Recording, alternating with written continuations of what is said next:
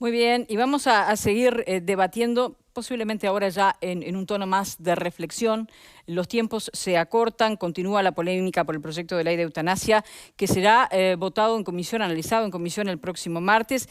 Y aquí tenemos a defensores de los cuidados paliativos que nos instan a reforzar esta herramienta y que sin duda nos plantean volver a pensar sobre este proyecto de ley. Ahora es un proyecto unificado que cuenta con el respaldo del Partido Colorado, del Frente Amplio, también del Partido Independiente. Ya tenemos en piso a Miguel Pastorino, doctor en filosofía, profesor en la Universidad Católica y portavoz del grupo Prudencia Uruguay. También nos acompaña el diputado del Partido Nacional, Rodrigo Goñi. Han venido muchas veces, incluso por este tema, a este programa, pero ahora hay una diferencia, que es que el tiempo se está achicando respecto a esa reflexión.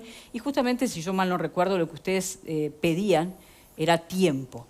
Desde el punto de vista político, diputado, hemos conocido algunas acciones en el sentido de que usted ha enviado una carta a legisladores de su partido pidiendo eso, ¿no? No voten de momento, no están dadas las condiciones. ¿Qué dice esa carta?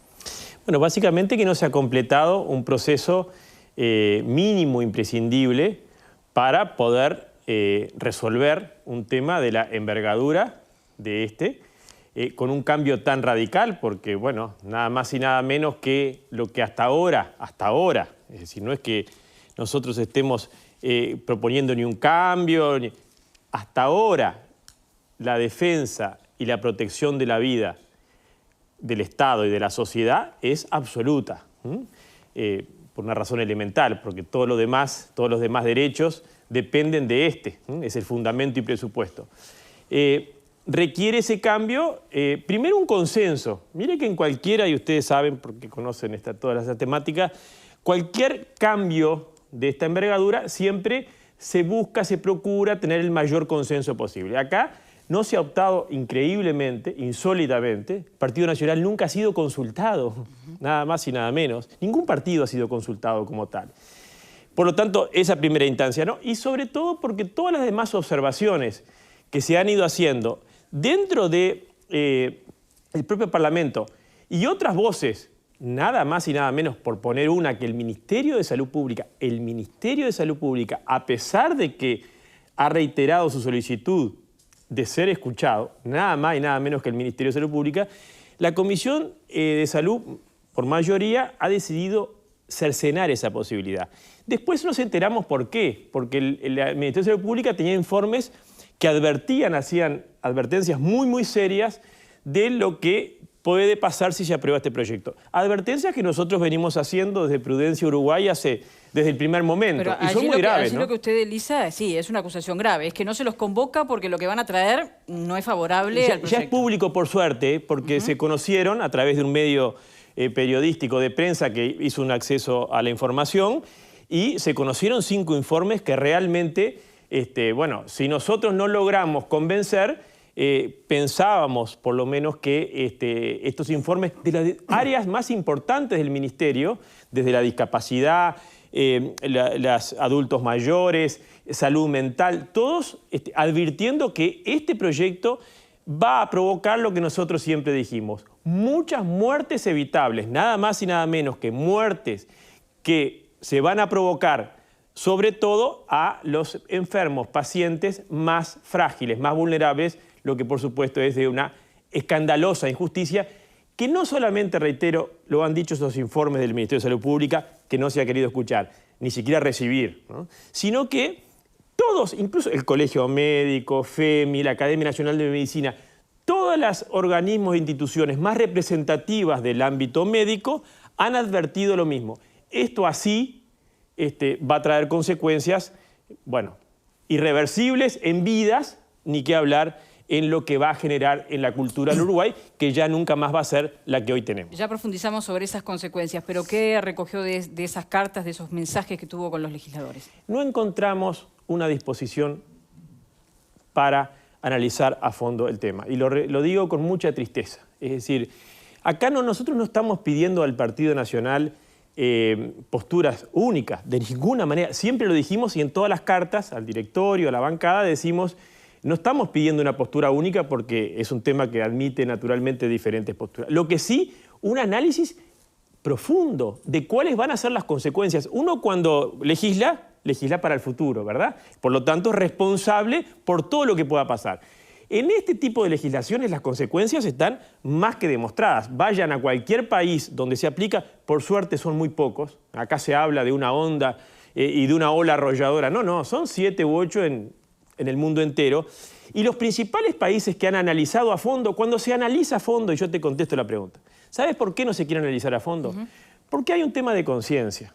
Es muy difícil cuando uno se enfrenta, se analiza, se discute y se pone sobre la mesa cuáles van a ser las consecuencias. Si no es para mí, al menos para las próximas generaciones, bueno, es una cultura totalmente distinta, que es empezar a dar muerte a los pacientes más vulnerables como solución rápida, sencilla y barata, que genera una cultura de la muerte y del descarte que después no tiene marcha atrás. No tiene marcha atrás en las miles de muertes que provoca por año, y en Uruguay también, porque nosotros no somos extraterrestres. Además, ya este proyecto abre una puerta enorme. En otros países se va un poquito más lento, acá se abre una puerta enorme. Acá este proyecto ya habilita a 300.000 uruguayos a pedir la muerte anticipada. Es una gran mentira, un gran engaño decir que es solamente para algunos casos muy excepcionales. La puerta es enorme. Todos los enfermos crónicos, todos los que tienen condiciones de salud que les hacen dependiente, que además depende de si tú tienes recursos económicos o no, porque tú puedes tener, por ejemplo, una discapacidad, unas dificultades para la movilidad, depende tu calidad de vida si tienes recursos económicos o no. Es de una injusticia, una gravedad, y además, como tú decías al comienzo, yo digo, es temerario lo que se está haciendo con este proyecto. Un apuro, además, inédito en un proyecto de una envergadura similar a este. Me voy con Miguel Pastorino y me quedo con eso que decía Goñi. El cambio no es solamente un cambio individual, no estamos hablando solamente, según lo que tú ya has manifestado anteriormente, no estamos hablando solamente de la libertad de un tema de conciencia, sino de un antes y un después de una aprobación de un proyecto similar a este. Sí, a ver, acá hay como muchas puntas y creo que como es un tema tan complejo, el problema que ha pasado es que se ha simplificado mucho, como pasa con todos los temas hoy en las redes. De hecho, yo siempre vengo diciendo, la gente que está a favor de la eutanasia no es que quiera matar gente. Y los que estamos en contra no es que querramos que la gente sufra y obligar a sufrir y obligar a vivir. Y frases como absurdas que no tienen sentido si uno se pone a leer a fondo los argumentos sólidos que ha tenido el diputado Pasquet o la gente que se ha puesto a estudiar el tema más en serio. Creo que, como en muchos temas, hay mucha frivolidad, también en el sistema político, perdón, pero, o sea, que no se ponen a estudiar el tema a fondo. Eso yo lo voy percibiendo.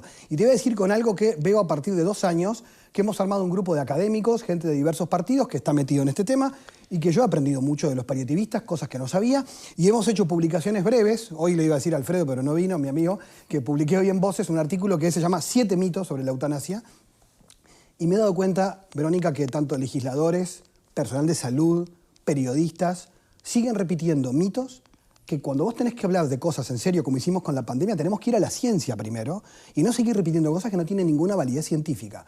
Entonces, algunos mitos, para no ser largo, de los que yo he venido reiterando y los seguís escuchando en televisión y en radio. Por ejemplo, la eutanasia no es lo mismo que la sedación paliativa. Los paliativistas viven sacando comunicados, pero no tienen trascendencia, tal vez, de que cuando un paciente le dice, mirá que lo vamos a sedar, y una sedación profunda, y obviamente te tenés que despedir porque lo que va a acabar con la vida de la persona es la enfermedad. La sedación no tiene efectos secundarios, la farmacología ha avanzado tremendamente. De hecho, hay sedaciones intermitentes que vos se la retirás para que vea un familiar que viene de lejos y la persona despierta. La sedación no mata al enfermo. Hay que ponerlo en carteles a lo grande, porque tenés grandes personalidades políticas de nuestro país, figuras de referencia que dicen, todos sabemos el mito del cóctel. Sí, la palabra que aparece siempre es hipocresía, ¿no? Por favor, llamen a la gente que se dedica a esto y que lo explique de una vez, que lo han explicado. Entonces, el mito está tan fosilizado que partís de una premisa falsa para llegar a una conclusión errónea. Y es que esto se hace y no se hace.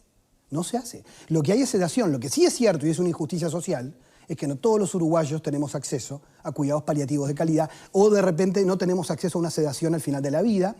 Y los cuidados paliativos, terriblemente, donde más falta es cuidados paliativos pediátricos en el interior del país. Entonces, tenemos una ley de cuidados paliativos que tiene media sanción. ¿Qué es lo que tiene que hacer un Estado social que se preocupa por los más vulnerables? Procurarle alivio, procurarle cuidado y no generar que aquel que como no tiene alivio, mira, lo único que te puedo ofrecer es la muerte. Yo creo que ese es el primer problema social. Y el otro es la ignorancia que hay sobre nuestras propias leyes. Uruguay es un país con una ley progresista que se discutió 7 años, que es la ley de voluntades anticipadas. Me decía la doctora Adriana de la Valle, Ministerio de Salud Pública, que ella ha hecho estudios que solo un 3% de los pacientes la conocen. ¿Y en qué consiste?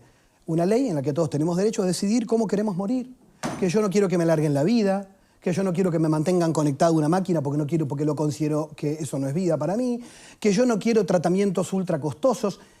Es decir, yo tengo derecho a decidir desistir de tratamientos y que no me prolonguen la vida. Eso es un derecho del paciente, que no siempre se le informa, que no sabe cómo sería, que lo puede dejar anticipadamente. Y muchos reclamos supuestos de eutanasia en las redes sociales son reclamos de una ley y de un derecho que ya todos tenemos. Entonces, ahí es cuando vos ves un gran entrevero, por ejemplo, también con otro tema que es la cuestión religiosa, otro lío también, que decís, a ver, hay creyentes a favor y creyentes en contra. Hay ateos a favor y ateos en contra. Eso es una evidencia empírica para dejar de decir que la razón en contra es por motivos religiosos. Porque a veces eso se usa como una falacia dominem para el otro aniquilarle el argumento en lugar de escuchar lo que tiene para decir.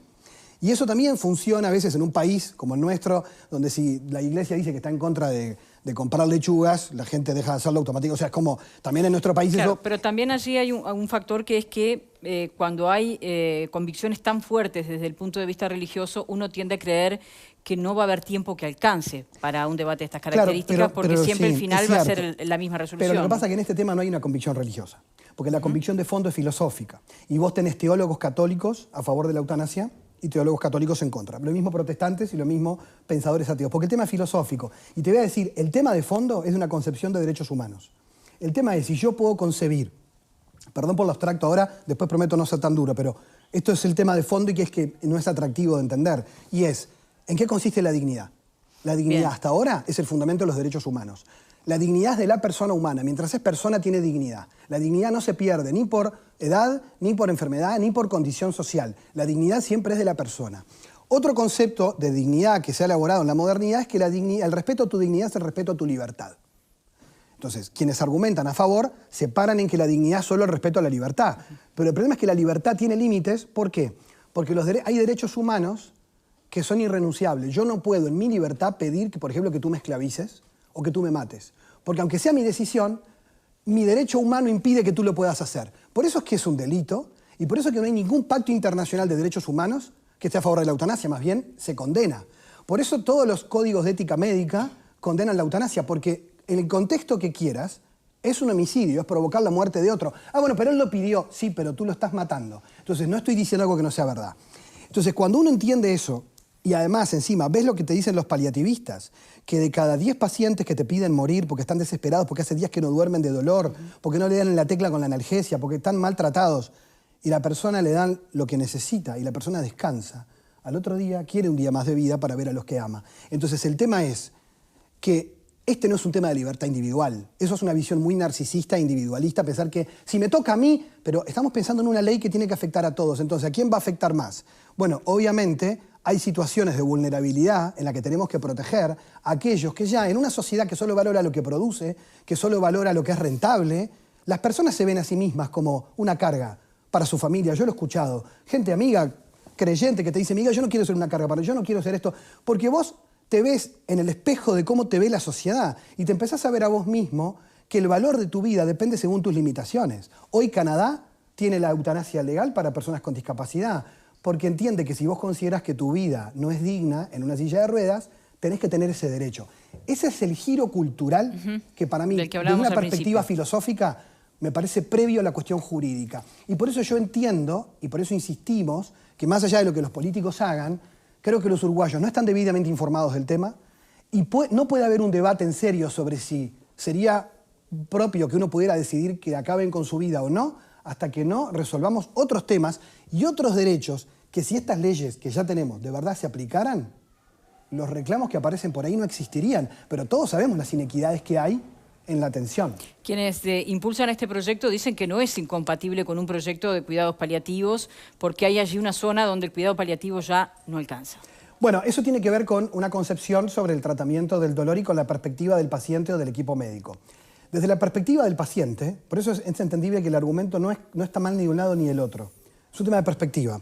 Desde la perspectiva de quien dice que son complementarios es porque yo como paciente digo, mira, yo quiero que me alivien, pero yo hay una etapa de la enfermedad que yo no quiero vivir, aunque me estés aliviando y no me duela, porque no me quiero ver así. Por lo tanto, quiero que acaben con mi vida. Eso sería una visión complementaria.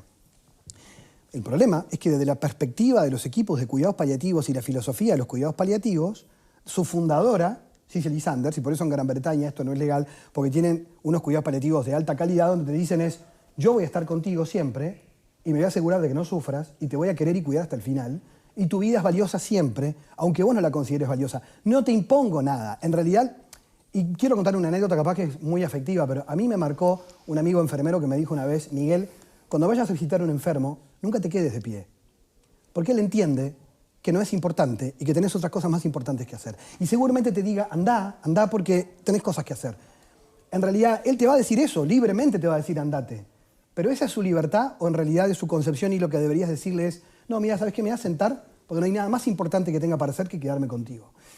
Y esas cosas a veces desarman nuestra forma de pensarnos, que a veces está muy marcada por un sistema donde la gente se valora a sí misma por su productividad. Yo creo que esto es algo que el filósofo surcoreano Byung-Chul Han está pegando en casi todos los ensayos, de que hay una manera de pensar individualista. Lo ha dicho Pablo Heine, el sociólogo, sobre el tema del suicidio en Uruguay. Pensamos que es un tema psiquiátrico, individual, y es un tema colectivo que impacta en el Uruguay. ¿Qué hace la gente con sus conflictos y con sus sufrimientos? Si hoy es pecado mostrarse sufriendo. Todos tenemos que estar siempre en la happycracia, felices, ¿no? Siempre feliz, ¿no? Es decir, entonces, en las redes sociales, si yo estoy mal, tengo que manejarlo solo. Entonces, ¿cómo le enseñamos a la gente que su sufrimiento no es tóxico para los demás? Que yo puedo abrazar tu dolor, que también podemos acompañarnos. No, en realidad vos tenés que pensar en positivo y vivir de otra manera. Entonces, hay temas sociales que si no se debaten en el fondo de esto, para mí es muy pobre el argumento de esto es un tema de libertad de cada uno, o también es muy pobre, yo estoy a favor de la vida. Son argumentos pobres. O sea, tenés que ir a fondo y no polarizar. Lo que pasa es que para mí lo que está faltando es un discernimiento serio que a veces, y acá soy duro con el sistema político, creo que hay otras agendas, como en la política, que se priorizan cosas sin entrar en profundidad, salvo aquellos que el tema les interesa, como en tantos temas de nuestra agenda política.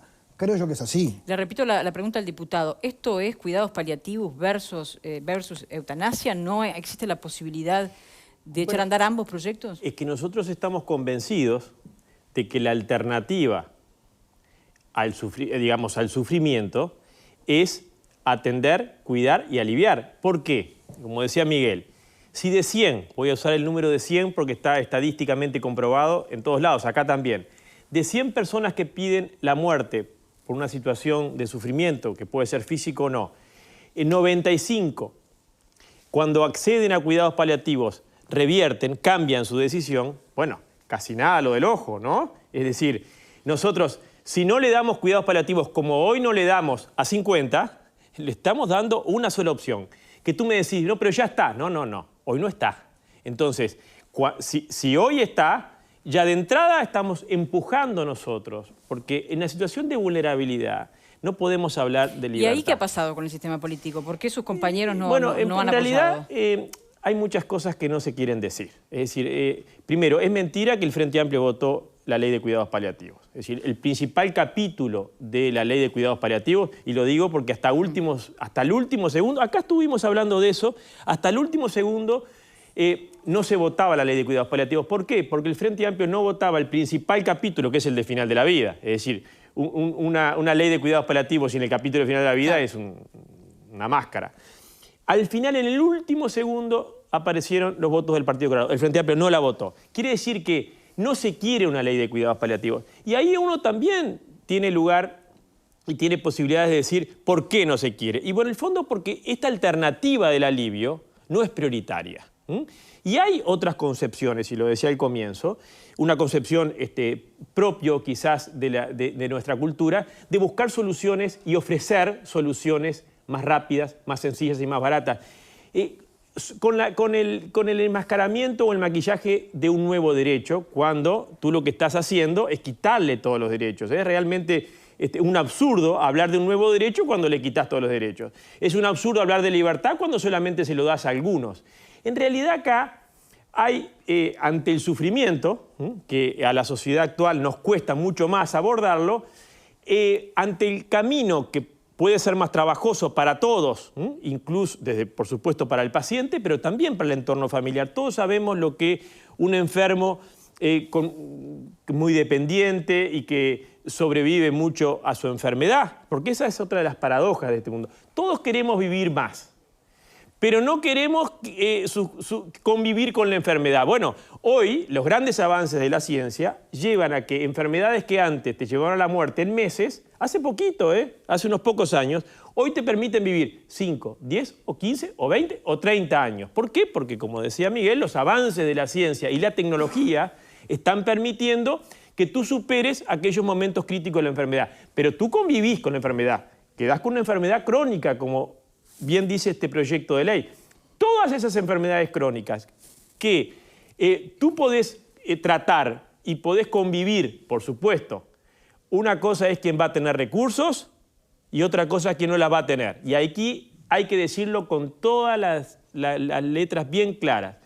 Para la mitad de los uruguayos se le va a abrir la puerta de la muerte, que se los va a terminar empujando por no tener recursos económicos o familiares o acceso a los cuidados paliativos. Es realmente un escándalo. Y mira, Verónica, y yo me reitero, no lo digo yo.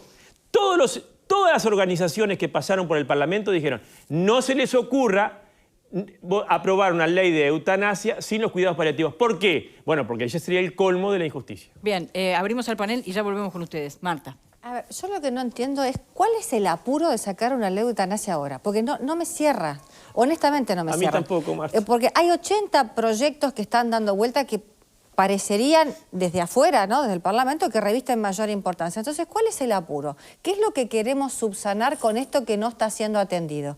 Si el problema es los cuidados paliativos, bueno, los recursos tendrían que estar, porque no es justo que los cuidados paliativos queden de mi cargo si tengo recursos y si no los tengo, que me embrome. O sea que entonces en ese caso la voluntad anticipada sería para las personas que no tienen recursos.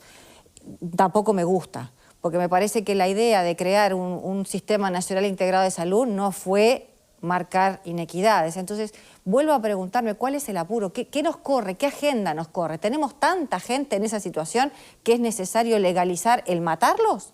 Porque es lo único que se me ocurre. O sea, no lo puedo entender desde ese fundamento. Marta, yo te voy a decir, hace 2 años que estoy enfocado en esto y no lo elegí yo. Vino un proyecto, lo he defendido con uñas y dientes, sobre todo la reflexión, no hacer algo apurado porque es irreversible. Muchas muertes en forma evitable, además, porque se pueden evitar. Yo no entiendo. El único argumento, que es muy triste, Marta, es muy triste, que yo trato de encontrar para este apuro, es alejarlo de las elecciones. Porque además lo he escuchado, no voy a dar nombres. Cuando grito, indignado por el apuro, me dicen algunas voces, es que tenemos que hacerlo lo más lejos de las elecciones porque esto tiene costos. Esto tiene costos. Es decir, ¿por qué tiene costos? Y porque hay un grupo muy importante de la sociedad que además va a ser cada vez más grande cuando se empiecen a dar cuenta los efectos de una ley de eutanasia. Si la ley de eutanasia se aprueba y empieza a verse sus efectos, que se van a ver mucho más pronto que tarde, y se van a ver allí evidenciadas las grandes injusticias, y, como yo digo, la familia que está excluida de la ley.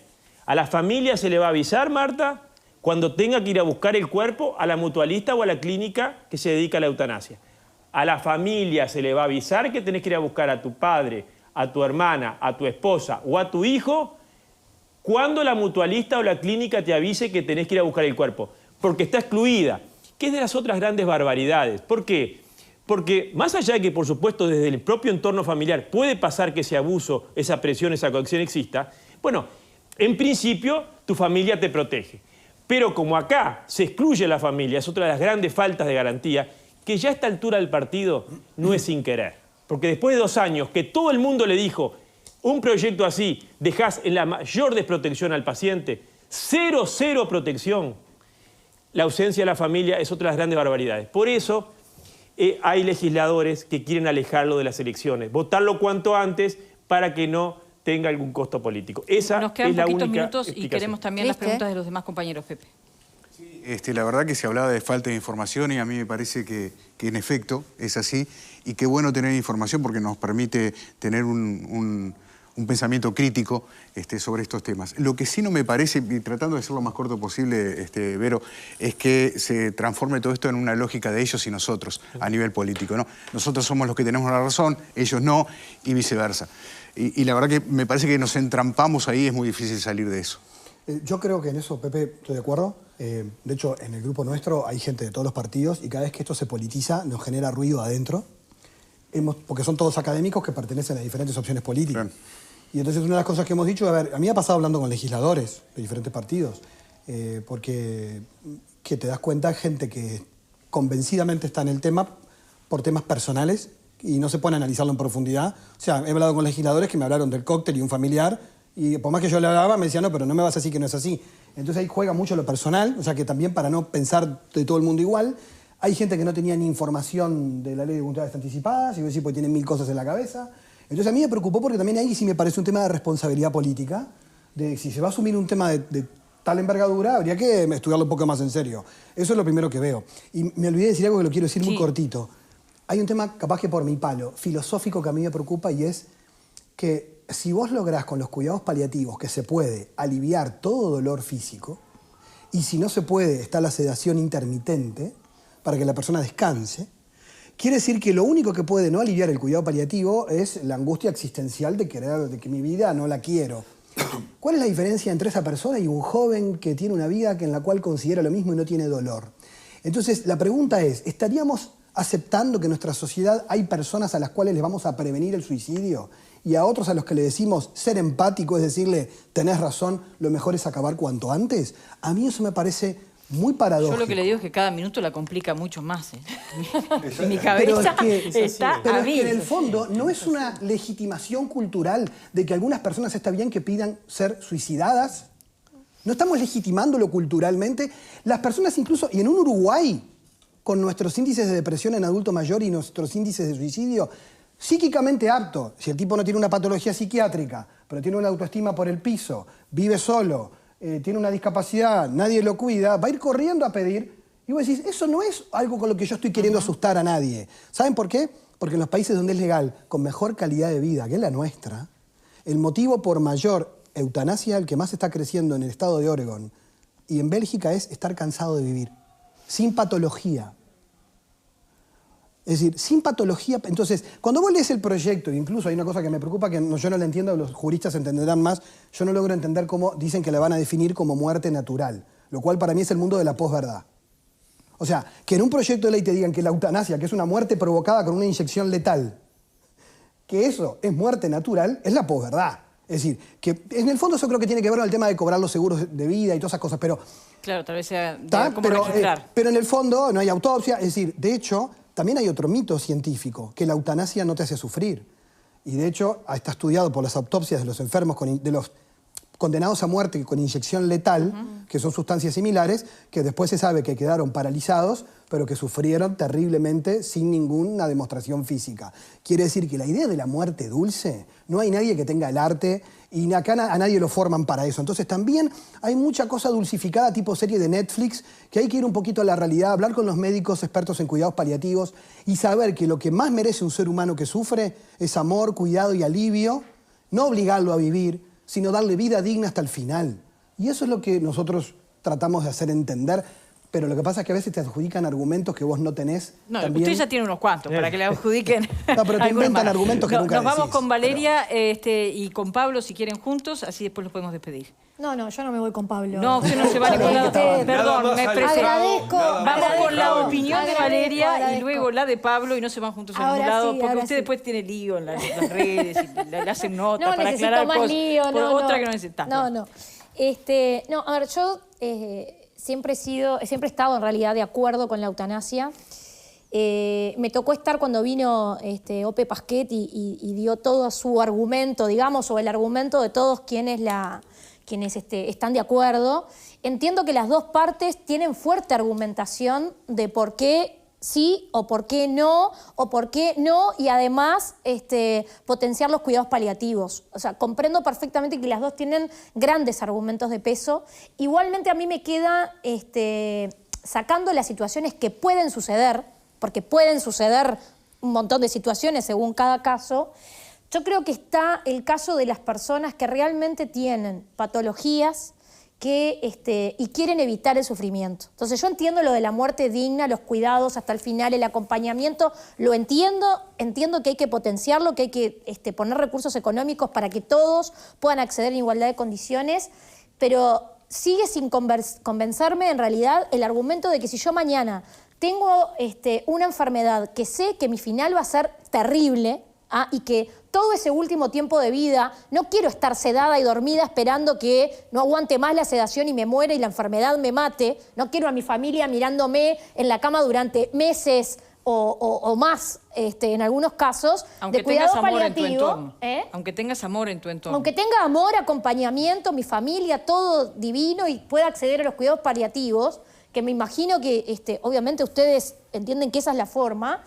Pero si yo no quiero pasar por todo ese periodo y no quiero hacer pasar a mi familia por meses, entonces, ¿por qué no puedo tener el derecho, o cuál es el argumento de no tener ese derecho de que no es que quiero que me maten o que decidan por mí o toda la parte negativa y los mitos que tú planteabas que es real? Se dice todo lo que tú planteabas, leí la nota en Voces y es tal cual. Hay gente que los utiliza todos estos mitos, sino esta parte, que yo creo que es la que realmente quiere tener la posibilidad, que sabe que va a tener un final horrible, que va a hacer pasar a su familia por situaciones horribles, y yo creo que tiene el derecho a poder Quedó claro, evitarlo. Valeria. Sí, Pablo, y ya le contestas Miguel. Sí, Ya capaz cerramos teniendo con eso. una pregunta técnica, ¿no? Teniendo la 18.473 y la 18.335, ¿no? Esas dos leyes, que regulan en parte cuál es el último periodo de vida, etcétera, etcétera. ¿Cuál creen que sería la necesidad entonces de crear una ley de eutanasia cuando estas dos normas son similares, podría decirse, y regulan en forma similar a una futura ley de eutanasia? Contesto las dos juntas. Todo junto, porque creo que tu respuesta completa lo de ella. De hecho, lo que tú decís es la respuesta aparte de lo que ella planteaba. Porque si esas leyes de verdad se cumplieran y la gente las conociera, y además de eso agregarle un acceso universal de cuidados paliativos, tenés todas las respuestas que necesitas, porque la sedación paliativa, Verónica, son horas. Nadie está meses sedado. Cuando una persona tiene voluntad anticipada, la única forma de mantenerlo vivo es artificialmente, y tú podés desistir de eso y decir, yo no quiero estar así. Y ese es tu derecho y ya es legal. Entonces hay una confusión con el tipo de patologías. En realidad nadie tiene por qué estar de por vida, años o meses, en un estado calamitoso, porque puede desistir de la única forma de mantenerlo vivo, y ese es tu derecho. Con lo cual, del único caso que estamos hablando es de una cuestión de, que es lo que a veces se confunde, y es, hay tratamientos para aliviar el sufrimiento y en general, si de verdad accedes a eso, ni vas a tener que prolongar el sufrimiento para ti y para tus seres queridos, sin necesidad de que te provoquen la muerte con una eutanasia. La respuesta está ya escrita en la ley, el tema es que eso se cumpla. Y por otra parte, también es cierto que no se dice ni se explica muchas veces que hoy en día, y recomiendo el libro de Byung-Chul Han, el último ensayo de la sociedad paliativa, que hoy en día las personas tenemos el umbral del sufrimiento cada vez más bajo, porque estamos en una cultura que anestesia todo, y entonces no tenemos relatos que den sentido al sufrimiento.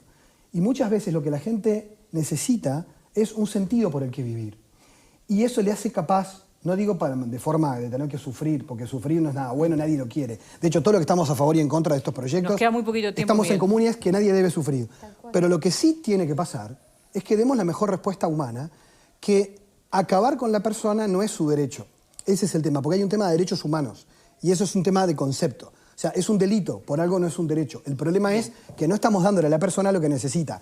Y aliviar el sufrimiento es posible. Entonces, si es posible, no es justo que alguien no tenga acceso a eso. En realidad, el problema más grave de fondo aquí es también qué concepto tenemos de sufrimiento, y además, estas encuestas que se hacen a favor de la eutanasia se las hacen a sanos. Bien. Porque yo diría que la hagan en el Maciel. Los tenemos ¿no? que Sí. despedir. Me quedo solo con una pregunta, Goñi, Sí, para Valeria, porque ojo nos van a que- matar.